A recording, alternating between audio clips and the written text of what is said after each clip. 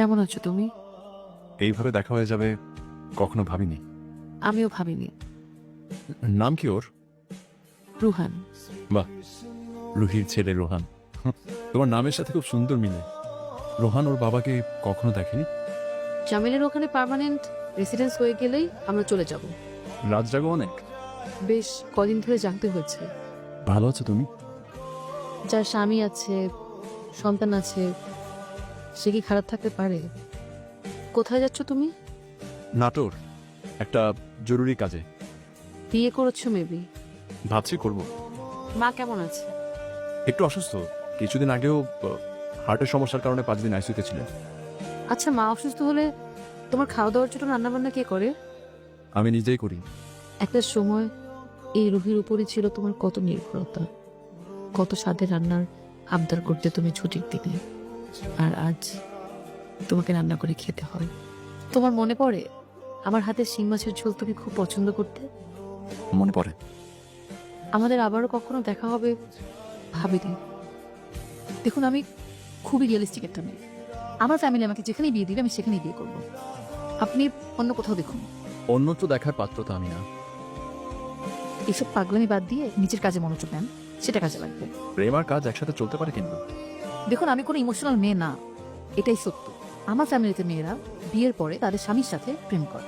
বিয়ের পরে যেহেতু প্রেম করতে হবে, তাহলে আপনাকে এখন বিয়ে করতে আমার কোনো অসুবিধা নেই। এক্ষুনি আপনাকে বিয়ে করে বাসায় নিয়ে যাব। আপনি কি পাগল? সেটাই তো বোঝাতে চাইছি আমি। আমি আপনাকে চিনি না, জানি না, আপনি আমাকে বলেন আমি আপনাকে বিয়ে করে ফেলবো? এটা তো সম্ভব না। আপনি শুধু 10টা মিনিট টাইম। আপনার যদি মনে হয় যে এরকম একটা পাগল ছেলেকে বিয়ে করার সিদ্ধান্ত নেওয়াটা ভুল, তাহলে আপনি চলে যাবেন, আমি আপনাকে আটকাবো না।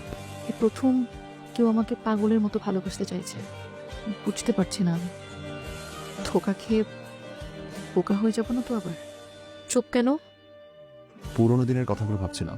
পুরনো অতীত ঘেটে বর্তমানকে কঠিন করে তোলার কি দরকার? জীবন তো একটা বহমান নদীর মতো। নদীর স্রোত যেমন পিছনে তাকায় না, আমিও তেমন পিছনে তাকাই না। একটা কথা খুব মনে পড়ছে, মানুষ অতীত হয় না, অতীত হয় সময়।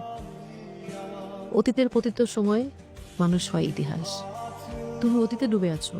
আচ্ছা, মায়ের শরীর এখন কেমন? মোটামুটি। সব তোমার জন্য হয়েছে। তাড়াতাড়ি বিয়ে করে ঘরে একটা বউ নিয়ে আসো। আমি তোমার পছন্দের বউ কখনই হতে পারি না। তুমি কোথায় যাচ্ছ? অফিসিয়াল কাজ?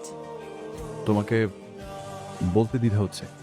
আজকে এমন একটা দিনে তোমার সঙ্গে আমার দেখা হচ্ছে, যেদিন আমার অতীত, বর্তমান, ভবিষ্যৎ সব মিলেমিশে একাকার হয়ে যাচ্ছে। এত বহনিতা না করে কোথায় যাচ্ছ বল। আমি নাটোরে যাচ্ছি, 5 থেকে আংটি পরিয়ে বিয়ের কথা পাকাপাকি করতে।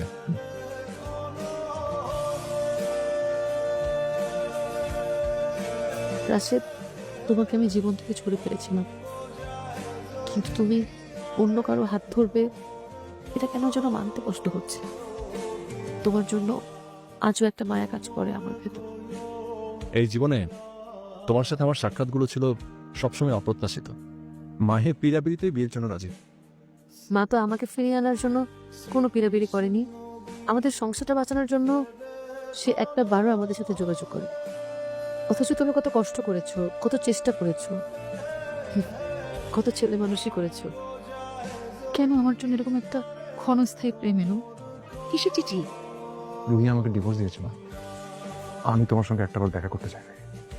প্লিজ, এই অনুরোধটা আমাকে করো না। আমি আমি তোমার অনুরোধ রাখতে রাখতে ক্লান্ত।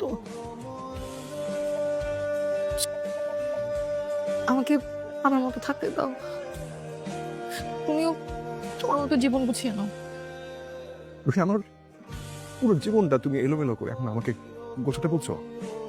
আমি কি পরিমাণ বিপর্যস্ত একটা জীবন কাটাবো তুমি বুঝতে পারছো রুহি? অনুমান করতে পারছো?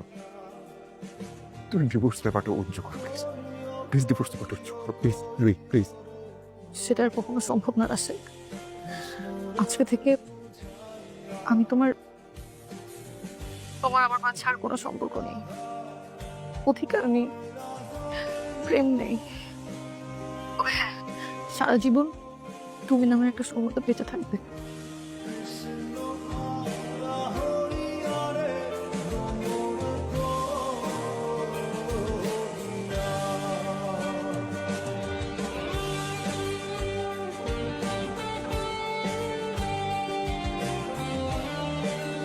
একটা কথা বলবে, তোমার কি আমার কথা একবারও মনে পড়েনি? ডিভোর্সের পরে আমার বিয়ের খবর শুনে তোমার আমার প্রতি ঘৃণা জন্মেনি? ঘৃণা না, কষ্ট জন্মেছিল। আচ্ছা, তুমি বাবুকে একটু দেখে যেতে পারবে? একটু ওয়াশরুমে যাব। হ্যাঁ, আমার কাছে দাও।